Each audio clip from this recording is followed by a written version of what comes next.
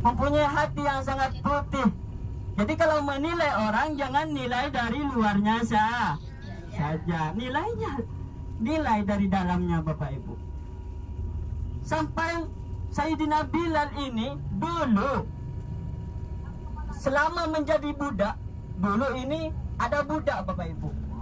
Budak itu majikan yang mempunyai, anggap sajalah kita punya sapi, punya ayam, tergantung majikannya. Jadi kalau disuruh ke sana harus ke sana. Gitu.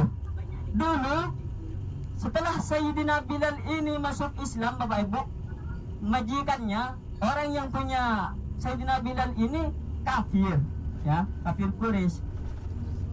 Lalu Sayyidina Bilal ini disiksa Bapak Ibu karena masuk Islam, disiksa. Tapi apa kata Sayyidina Bilal? Sayyidina Bilal ini tetap Allahnya, ya, punya Allah, nabinya Nabi Muhammad.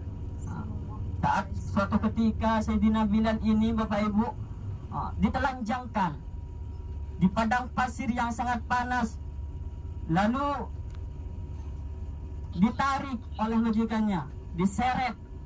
Betapa panasnya Bapak Ibu pada saat itu. Tapi apa kata Sayyidina Bilal? Allah. Tetap. Coba kita mau dibunuh, belum tentu kita mau. Kalau dibunuh Bapak Ibu, kita sumpahnya mau dibunuh oleh orang yang tidak dikenal sumpahnya. Kamu kalau gak mau ikut saya, anggaplah agama Yahudi seumpama, kamu mau dibunuh gitu. Mesti Bapak Ibu belum tentu. Ini belum tentu ya. Jadi Bapak Ibu harus tirukan Sayyidina Bilal. Dan Sayyidina Bilal ini Bapak Ibu merupakan orang yang sangat lantas saudagar kaya pada saat itu, ya, yang hartanya semua untuk perjuangan Rasulullah. Rasulullah ketika sedih, maka dialah yang mengayominya. Coba sekarang ibu-ibu yang punya suami, ketika suaminya ada masalah, sabar mas, gitu, jangan dimarah-marahin.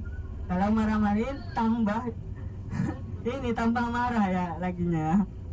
Jadi, bukan tidak bisa, tapi Allah mengajarkan untuk bersahabat. Semakin banyak sahabat maka semakin enak Bapak Ibu. Sumpama kita sahabat ada di Saudi Arabia, sahabat ada di Malaysia. Ketika kita pergi ke Saudi Arabia, wahai kawan, kamu ada di mana? Ayo jalan-jalanlah. Kamu kan tahu mana tempat-tempatnya. Gitu gunanya sahabat.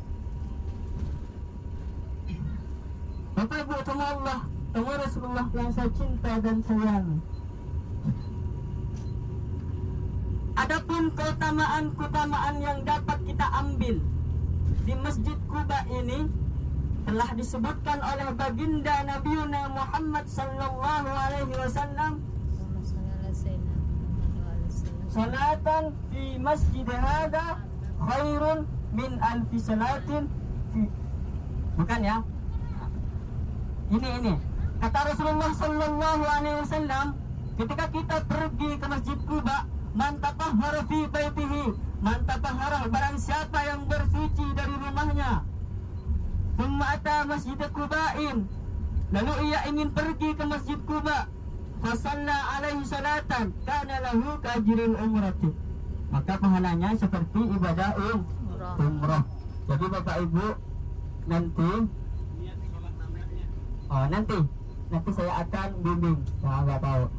Nah, kata Rasulullah, barang siapa yang bersuci dari rumahnya, lalu ia ingin pergi ke Masjid Quba, ingin melaksanakan salat sunnah di dalamnya, maka pahalanya seperti ibadah umrah. Jadi jangan sia-siakan kita dari hotel yang nggak punya wudhu, ada tempat wudhu.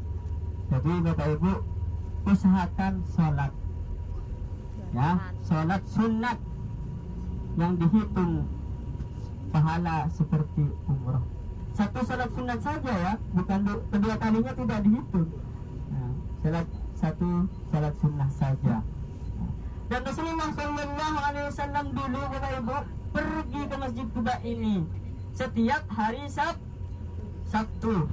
Beliau kadang-kadang naik kuda, beliau kadang-kadang berjalan kaki untuk pergi ke Masjid Quba ini. Jadi Bapak Ibu jangan sampai gak ada yang sholat. Kembali ke cerita yang tadi, ketika Rasulullah Shallallahu Alaihi Wasallam sampai ke Masjid Quba, Bapak Ibu, bersama sahabatnya yang bernama Abu Bakar As-Siddiq. Ketika sudah sampai ke Masjid Quba, lalu penduduk Quba ini sangat ragu mana yang Nabi dan bukan yang Nabi. Kenapa yang hijau 2 orang, kata orang sini, orang Quba. Kenapa kok 2 orang? Lalu ketika itu Abu Bakar As-Siddiq melepaskan selendangnya lalu dipuyungkan di atas kepala Nabi Muhammad Sallallahu Alaihi Wasallam. Dan dengan begitu penduduk Quba ini mengerti bahwa itu adalah Nabi yang ditunggu-tunggu selama ini, yaitu Nabi Muhammad Sallallahu Alaihi Wasallam. Dan beliau ini Bapak Ibu ya, penduduk Quba menyambut dengan bahagia, dengan teriak bagaimana itu, pokoknya bahagia, sama seperti nonton bola gol gitu, sama seperti itu.